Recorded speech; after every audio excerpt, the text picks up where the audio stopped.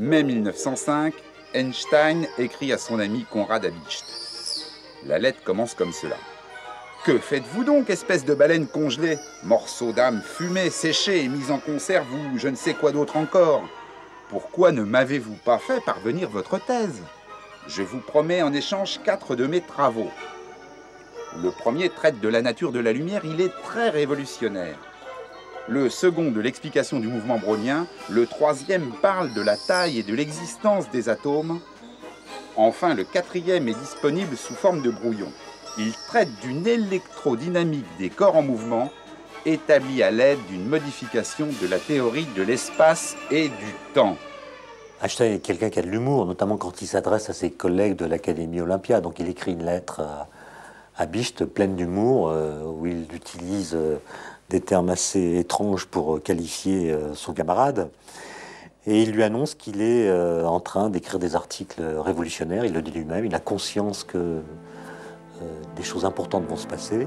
Il va formuler une nouvelle théorie de l'espace et du temps. Cette nouvelle théorie paraît en juin 1905, c'est l'article le plus important des 4. On a coutume de l'appeler la théorie de la relativité restreinte.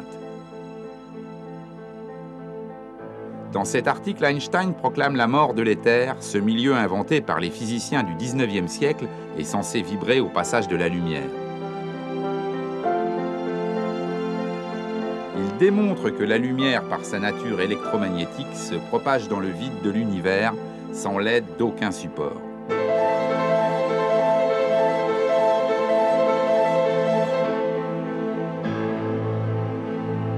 L'éther exit de la physique avec Einstein. Et une deuxième conséquence, c'est que ça change tout à fait l'interprétation de l'expérience de Michelson-Morley.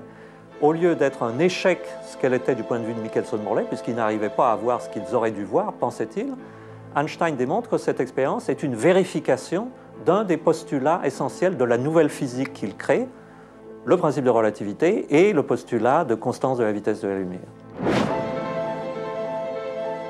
Einstein prouve que la vitesse de la lumière est constante. Elle va invariablement à 300 000 km/s dans toutes les directions, quelle que soit sa vitesse d'observation. Du fait de cette constance, la lumière ne se plie pas à la loi de composition des vitesses, une des raisons pour lesquelles, en 1887, Michelson et Morley n'ont rien détecté dans leur expérience. Le rayon lumineux se propageait à la même vitesse dans les deux directions. Dans sa théorie de la relativité restreinte, Einstein dynamite aussi le concept de temps. Avant Einstein, le temps était conçu depuis Newton comme quelque chose d'absolu, d'universel, qui était comme un grand rythme, qui battait comme un cœur, le cœur de l'univers, qui bat également pour tous les êtres, alors qu'Einstein nous dit essentiellement la chose suivante, il y a autant de temps que d'observateurs. Prenons un exemple, si vous avez deux horloges de même fabrication, une horloge qui reste sur Terre et l'autre qui part avec une grande vitesse et puis qui revient vers son horloge jumelle ensuite, Einstein nous dit que l'horloge qui revient ne marquera pas le même temps que l'horloge qui est restée sur Terre. Et pourtant, si on remplace l'horloge qui se déplace par un être humain ou n'importe quel être vivant, il n'aura jamais le sentiment que le temps se ralentit. Et c'est ce point-là qui est le point central de la théorie de la relativité, et seul Einstein l'a pensé en juin 1905. Le physicien Paul Langevin a imaginé dans les années 20 une métaphore pour illustrer cette relativité du temps. C'est le fameux paradoxe des jumeaux de Langevin.